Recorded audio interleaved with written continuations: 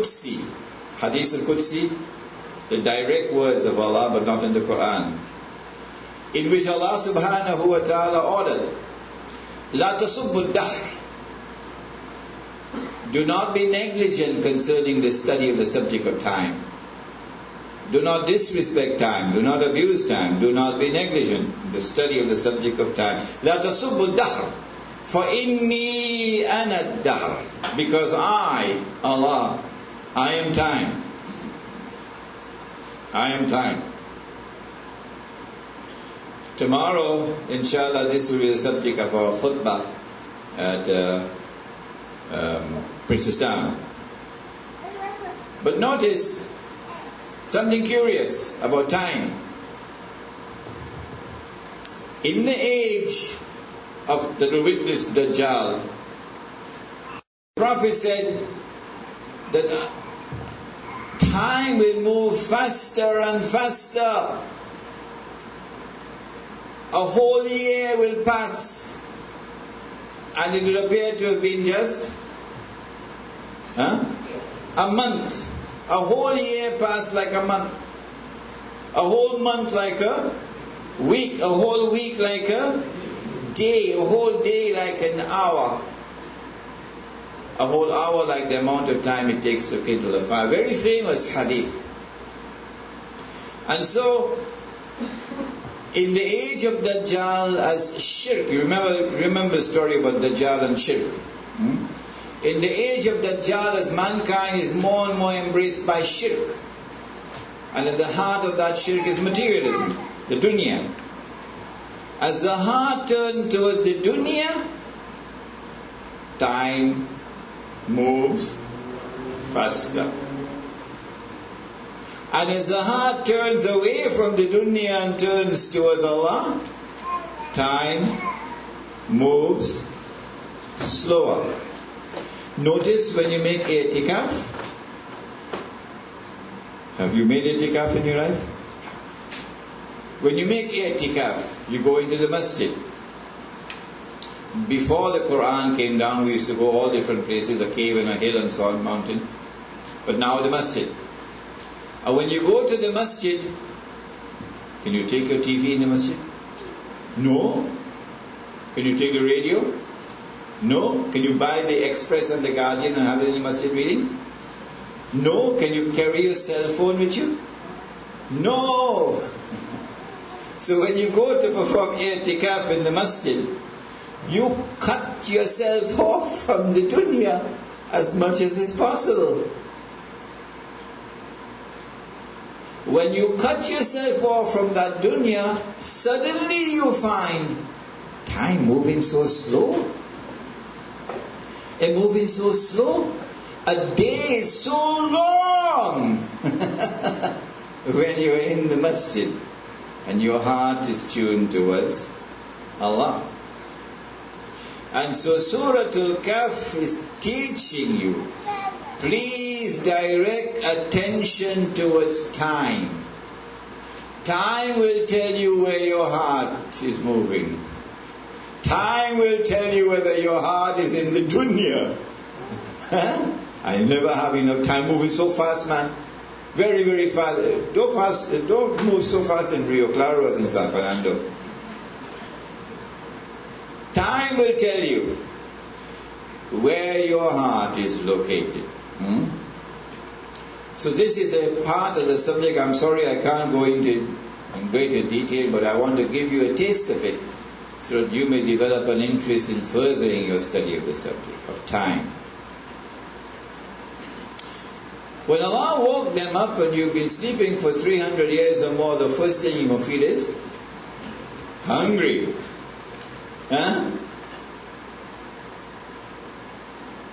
So they decided to send one to go get some food. Or when they send this fellow to get some food, they tell him, take these warik.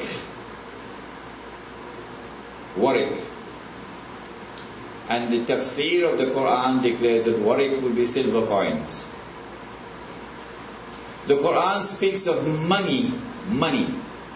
And the Prophet speaks of money, alayhi salatu wasalam. And money in the Quran and money in the Sunnah is always precious metals, not paper. Not paper. So he took with him these silver coins. But he was given instructions.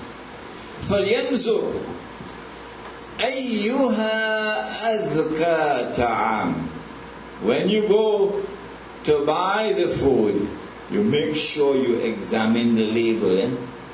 The way Maulana Siddiq Ahmad Nasir never buys anything. You go with him in a supermarket, you have a lesson to learn.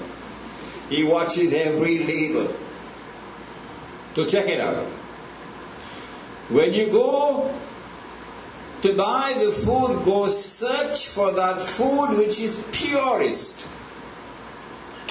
which is least corrupted, indicating that in the age of Dajjal you'll also have the age of Ya'juj and Ma'juj. Inna Ya'juj wa Ma'juj mufsiduna fil ard. Gog and Magog will corrupt everything. Everything fasad, including food. So food is going to be corrupted. You stop and you buy some of the vegetables from Aranguez. You know how many times they spray chemicals for the week? Do you know how many times? Sometimes 3 times for the week. They spray with chemicals. So when you eat that, all those chemicals going on inside of you. Secondly, Allah subhanahu wa ta'ala is a great engineer who did the genetic engineering of food. Food not only provides nutrition, food also has other functions to perform. Food functions as medicine. Food sustains the immune system of the body.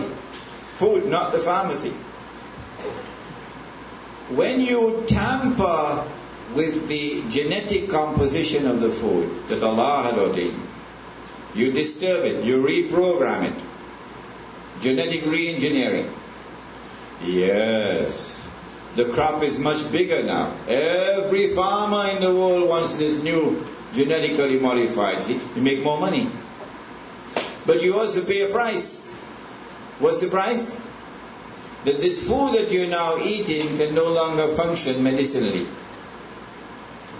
And so the immune system grows weaker and weaker.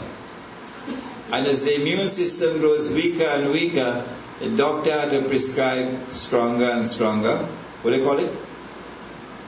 Antibiotics.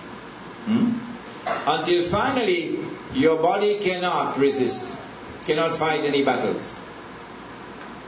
At that time even a little insect bite is enough to cause you to fall down, be paralyzed. And that's how Gog and Magog will be destroyed in the hadith. And so clearly, yes, let me forget about the milk. When you feed the animal with genetically modified feed, and when you inject the animal with hormone injections to increase milk production, to increase meat production, you're making more money. But you have disturbed the internal composition of the food, in consequence of which it can no longer function medicinally. And so the young men were told, go and search for that food which is purest. Implication for us, as we look around today, and we see all around us food being corrupted, is that if we are serious about being Muslims, we have to produce our own food. We have to be self-sufficient in food production. Imam is here. I hope you're listening. Produce your own food, be self-sufficient in food production, and your food must be the best. Every 5-star hotel will want to buy from what you produce, because this is the best. The young man went down and tried to buy some food, but when he presented the coins, perhaps, we now only, this is not in the Quran, this we are inferring that these coins are out of date, because coins have to be constantly minted. So when the people saw these coins,